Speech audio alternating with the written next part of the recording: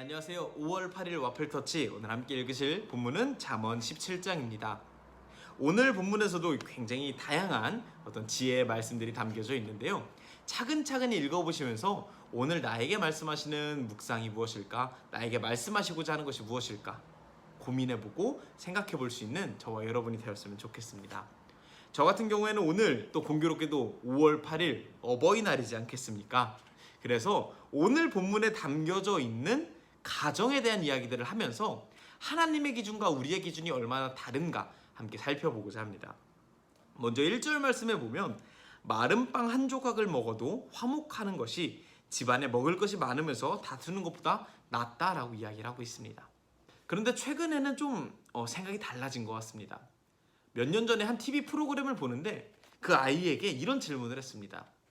바쁘지만 금수저인 부모님이 좋은가? 아니면 금수저가 아니더라도 화목한 집안, 나와 함께 많이 놀아주는 부모님이 좋은가? 라고 어린아이들에게 물어봤습니다.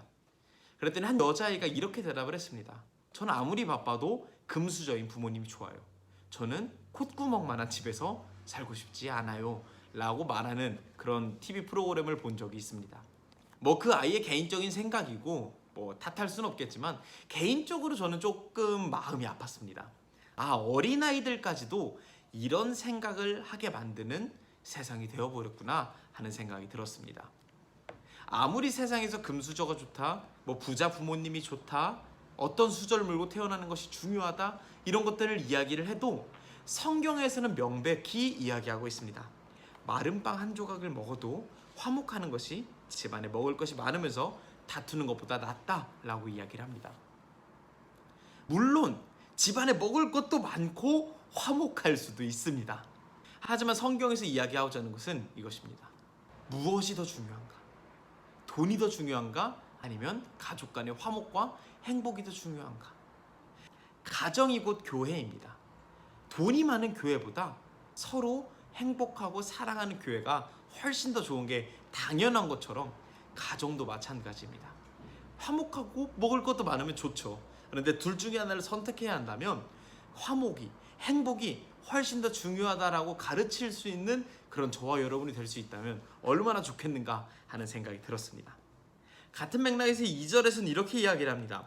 슬기로운 종은 주인의 못된 아들을 다스리며 주인의 아들들과 함께 유산을 받을 것이다 라고 이야기를 합니다. 이것도 지금 저희가 살고 있는 세상과는 굉장히 다르죠. 저희들 뉴스만 봐도 어느 집 재벌 2세가 어떤 난동을 부렸다느니 갑질을 부렸다느니 이런 모습들을 많이 보곤 합니다. 이것이 비단 재벌들 부자들만의 이야기일까요? 그렇지만은 또 않은 것 같습니다. 전부는 아니겠지만 요즘에 일부 어떤 부모님들의 자녀 양육을 보면 자녀가 아주 왕이 되어서 아나무인하게 행동을 해도 자녀들을 교육하기보다는 오냐 괜찮아 하는 그런 태도들을 많이 보곤 합니다. 그 자녀들에게 선생님들이라든지 어른들이 뭔가를 가르치려고 하면은 당신들이 뭔데 내 자녀를 기죽이냐 라는 식의 어떤 양육 태도들을 보면서 참 뭔가 거꾸로 되어가고 있구나 라는 생각이 들었습니다. 성경의 가르침과는 좀 다른 모습이겠죠. 6절 말씀에서도 세상의 기준과 성경의 기준이 좀 다른 모습을 보여주고 있는데요.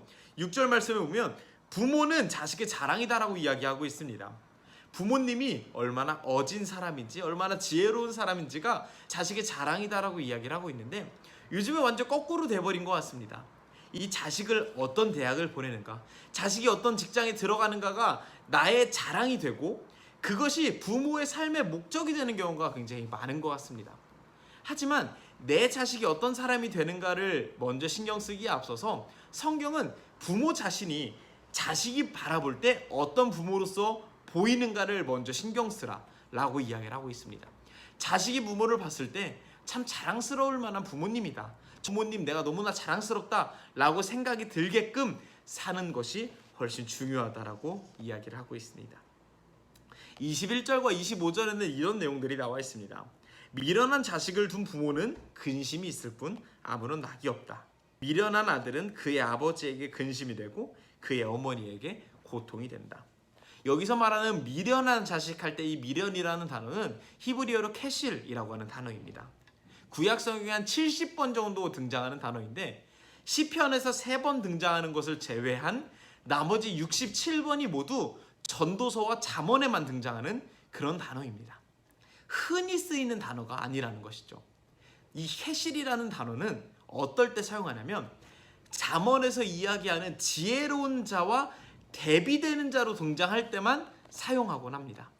앞서 잠언에 대해서 이야기할 때 쭉 말씀드렸지만 이 잠언에서 말하고자 하는 지혜는 세상의 지혜가 아니라 하나님을 경외하는 지혜를 의미합니다. 그렇다면 여기서 말하는 미련한 자도 마찬가지겠죠. 하나님을 경외하는 지혜와 대비되는 단어인 캐실이라는 단어는 하나님을 경외하지 않는 미련한 아들을 의미합니다. 세상에서는 공부를 잘 못하는 것, 수시 준비를 제대로 하지 못하는 것, 제대로 취업하지 못하는 것, 스펙을 쌓지 못하는 것, 이런 것들이 마치 미련함의 기준이 되어버립니다. 그래서 이런 것들을 잘 하지 못하는 자녀를 향하여 미련한 자녀라 하고 또 그들 때문에 부모님들이 근심하곤 합니다. 때문에 교회를 좀 빠지더라도 하나님을 좀 멀리 하더라도 나중에 교회 믿겠지, 좋은 직장 들어가고 좋은 대학 들어간 다음에 교회 잘 다니겠지, 그러면 된 거야 라고 생각을 하면서 어떤 신앙교육은 등한시하고 스펙 쌓고 성적 올리는 것에만 전전긍긍하는 모습들을 저희가 종종 보고는 합니다. 하지만 성경에서는 분명히 이야기합니다. 부모의 속을 썩이는 미련한 자식은 여호와를 경외하지 않는 것이다 라고 이야기를 합니다. 여러 가지 말씀드렸습니다. 금수저, 부자, 돈이 많은 것보다 화목한 것을 선택하는 가정, 내 자녀를 오냐오냐 키우기보다는 내 자녀에게 쓴소리도 해줄 줄 아는 사람을 인정하는 것, 자식이 내 인생의 자랑이 되기 위해서 자식을 양육하는데 온 인생을 바치는 것이 아니라 내가 자식에게 자랑이 되기 위해서 나를 더 돌아보는 것, 세상의 미련함의 기준에 따라서 스펙 쌓으라고 막 안달복달하는 부모님이 아니라 하나님을 경외하지 않는 것이 더 나의 속을 썩일 수 있다는 것을 생각하고 자식의 신앙교육도 고민하고 신경 쓸 수 있는 부모가 되어야 한다는 점 등을 말씀드렸습니다. 참 어렵죠. 저도 말하면서도 참 들으시는 분들 불편하겠다라는 생각이 마음 한켠에 계속 있습니다. 세상 사람들 다 그렇게 살아가는데 어떻게 나만 무슨 유유자적 어디 산속에 사는 것 마냥 그렇게 다 세상 기준 버려버리고 어떻게 살아갈 수 있겠습니까?